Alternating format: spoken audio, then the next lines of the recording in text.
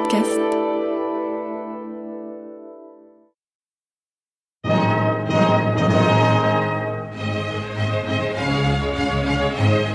Bon baiser de partout.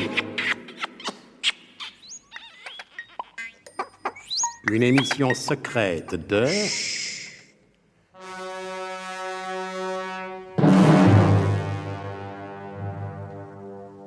Donc, le colonel Hubert de Guerlas préside personnellement à l'installation du complexe biglotronique sur l'atoll Ondulera et veille lui-même à la stricte application des consignes de sécurité destinées à préserver le secret. C'est ainsi que les ouvriers qui viennent travailler à la construction des murs de protection en béton armé sont contrôlés à l'aller comme au retour et n'abordent sur l'atoll que les yeux bandés. Or, quelle ne fut pas la surprise du colonel, en passant près d'un chantier, d'entendre des ouvriers chanter pour se donner du courage, non pas quelques rengaines tahitiennes, mais des chants du folklore auvergnat. Intrigué tant sur le plan professionnel que sur le plan personnel, le colonel a invité le chef du groupe, un nommé Aloa Lagugnaf, à venir lui raconter l'extraordinaire aventure de ses descendants des révoltés du Bougna, une goélette auvergnate qui trafiquait dans les mers du Sud au début de l'autre siècle. Donc, en conséquence de ce qui précède et en prévision de ce qui va se passer, nous vous écoutons, monsieur Aloha.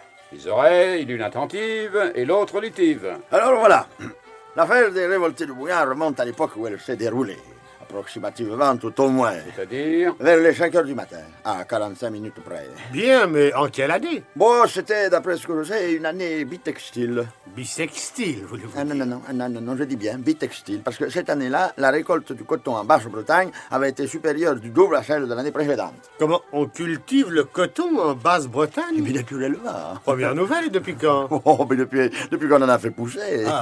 Enfin, je veux dire qu'à l'époque dont je vous parle, on en cultivait en Basse-Bretagne. À présent, je ne sais pas, parce que nous, ici, on vit plutôt en isolé, et on n'est pas bien au courant de ce qui se passe ailleurs. Et puis d'ailleurs, on s'en fout. Oui, il est vrai que vous êtes des insulaires. Écoutez, je ne voudrais pas contrarier un savant tel que vous, monsieur le professeur, mais ici, nous ne sommes pas des insulaires. Alors, qu'est-ce que vous êtes? Nous sommes des ateliers. Des quoi? Oui, des ateliers. C'est normal, puisque nous vivons sur un atoll.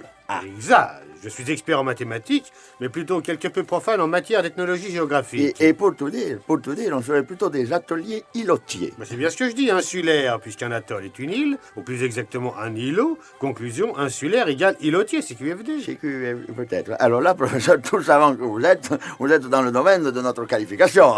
Le roi de la Gognaf, comme on dit chez nous en Auvergne. Pardon. Non, je vais vous expliquer. Vous qui avez fait des études, vous savez bien ce que c'est qu'un îlote. Ah oui, hein? tout de même. Bon. Cela vient du grec elotos, Yes. qui signifie un homme réduit au dernier degré d'abaissement et d'abjection. Si vous voyez. D'où mon étonnement, car vous me paraissez au contraire être dans un parfait état d'équilibre, tant physique que mental. Je comprends votre surprise, professeur, mais quoique pas très instruit, j'en connais tout de même un bout sur la question, comme on disait au Moyen-Âge et sous l'Inquisition. On l'a même dit sous la férule de la Gestapo. De la quoi? Ah oui, c'est vrai, oui. Vous n'êtes pas au courant. Oui, excusez-moi, mon colonel, mais comme je vous le disais tout à l'heure, ici, à part les courants maritimes et les courants d'air chaud, on n'est pas au courant de grand-chose. C'est amusant, ça, hein? Je le dis souvent.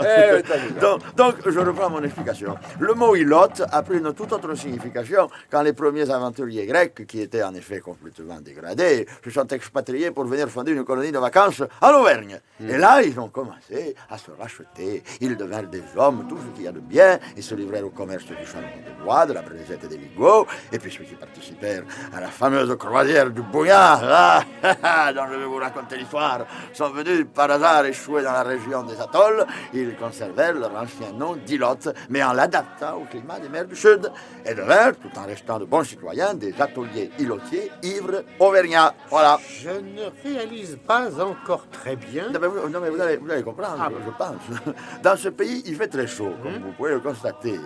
Or, quand il fait chaud, on a soif. Et quand on a soif, qu'est-ce qu'on fait? Mais on boit, bien sûr. Oui, mais il y a boire et boire. Quand on boit trop, on est gelé. Et quand on est gelé, malgré la chaleur, faut qu'on se réchauffe. Et pour se réchauffer l'intérieur, qu'est-ce qu'on fait? Mais on reboit, évidemment. Oui, mais quand on reboit, quand on est gelé, parce que ayant trop chaud, on a des... Vous me suivez?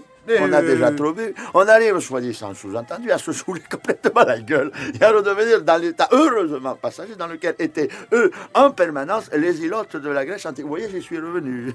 Voilà pourquoi nous, ici, on est des îlotiers ateliers ou des ateliers îlotiers, si vous préférez, c'est-à-dire des habitants auvergnats tahitiens, descendants à ligne brisée et titubantes des îlotes de l'antique Attique et hellénique. Vous y êtes? J'y suis tellement que j'y reste. Comme MacMahon. Bon, eh bien, ce nouveau point d'histoire étant à présent nettement établi et précisé, peut-être alors pourrions-nous procéder à l'audition du récit concernant les révoltés du Bougna, proprement dit.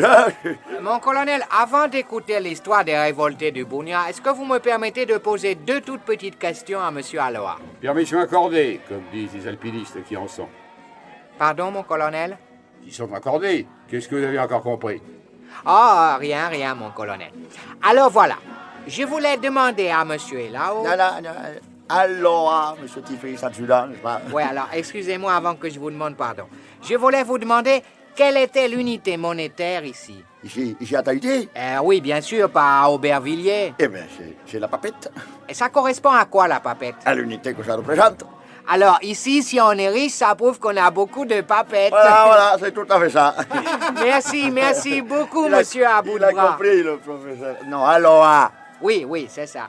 Alors, je voulais encore vous demander si les habitants de l'île d'ici s'appellent bien aussi des Lillois. Ah, écoutez, Tiflis, vous perdez le nord positivement. Cessez d'importuner monsieur Aloha avec vos questions ridicules. L'incident est clos, le clos est Vougeot, et Vougeot aussi Tiflis. Tâchez de garder la bouche close et de vous tenir le nez propre. À vos ordres, mon colonel. N'empêche que quand j'étais à l'école de Pointe-à-Pitre, l'instituteur, M. Belzébuth Lavignette, il nous a toujours dit que les habitants d'une île, on les appelait des Lillois, en général. En quoi? En colonel, je voulais dire, mon colonel. Terminé, Tiflis. Oui, mon colonel. Bon, à vous, monsieur Aloha. Nous sommes tout oui. Ah, ben je croyais que vous étiez français. Je ne savais pas que vous étiez d'origine congolaise. Vous avez beaucoup trop à vous expliquer. Allez, nous vous écoutons. Alors voilà. L'époque à laquelle s'est déroulée l'histoire des révoltés du Bougna se situe, ça me revient maintenant, pendant la Révolution française. Ah, parce que tout de même, vous êtes au courant de la Révolution française. Oui, tout de même, mais très vaguement, vu que ici, comme je vous l'ai déjà dit tout à l'heure, on n'est pas au courant de grand-chose. Et je le suis justement à cause de la révolte de ces sacrés satanés damnés de révoltés du Bougna. Et c'est à cause de la Révolution française que l'équipage du Bougna a fait sa révolution auvergnate. Alors ça a dû se passer vers 1793 à peu près, à l'époque où Louis XVI a été élu président de l'Assemblée conventionnelle. Au XVIIIe siècle, en quelque sorte. Oui, ça se peut bien, ça, oui. À propos du XVIIIe siècle, mon colonel, vous n'auriez pas une gauloise bleue? Ah, c'est un homme, garçon, mais j'ai des gitanes vertes. Ah, dommage, mon colonel, parce que moi, j'aime pas le vert. Ben, qu'est-ce qui vous empêche de les peindre en bleu? Ah, ça, c'est une bonne idée, mon colonel, ouais. Allez, on va essayer un étui. Un étui, Tiflis. Qu'est-ce qu'on dit dans le cas présent? On dit un étui haut de poil, mon colonel. Ah, très bien, parfait. Alors, vous disiez, monsieur Lagouniaf? Qu'est-ce que c'est, mon colonel, qu'est-ce truc-là, là, au bout de la cigarette, hein? Qu'est-ce que c'est? Ce sont des cigarettes à bout filtrant. Ah oui? Ah, mais moi, mon colonel, j'aime pas les bouts filtrants, hein? Mais qu'est-ce qui vous empêche de les remplacer par des bouts de ficelle? Ah, ben alors là, c'est une fière idée, mon colonel. Bon. Alors, à l'époque dont je vous cause l'histoire d'en parler, ça commençait à bouillonner dur et ferme en Auvergne, hein, et tout spécialement dans le bassin du Cantal, hein? Célèbre pour ses melons, les Cantalous, qu'on les appelait à l'époque.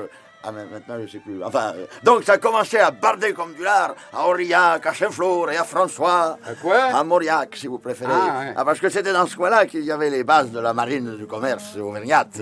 Même que les bassins de Grenouille étaient installés dans les puits du pays, notamment dans le puits avec ou sans si. Je me rappelle plus au juste. Enfin, un nom dans ce goût-là, quoi. Ah! Ouais, y a pas à dire. Ça, c'est une fameuse histoire de celle de ces sacrés damnés bougres de révoltés du Bougna. Ah oui, sacrés damnés. On peut même dire que c'est une sacrée damnée bourreuse d'histoire de Bougna.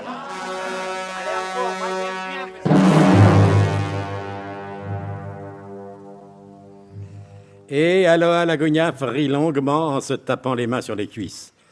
À ces moments-là, l'insouciance et la légèreté du caractère tahitien l'emportaient sur le sérieux et la gravité du caractère auvergnat. Mais le colonel de Guerlas était-il simplement soucieux de se faire conter une belle histoire comme il y en a tant dans les mers du Sud? La minutie avec laquelle il pousse l'interrogatoire n'indique-t-elle pas plutôt le désir constant de démêler le vrai du faux dans les propos de l'atelier auvergnat-tahitien? Que devient M. Maurice? Zorbec le Gras et Willem Fermtag ont-ils atterri à Tahiti? Et Adèle, Adèle, la douce japonaise de Yokohama, que guette-t-elle sur la mer calmée? Et l'ami Nicolas Leroydec attend-il toujours dans son logis douille? Pourquoi les auteurs s'attardent-ils à ce récit de mutinerie?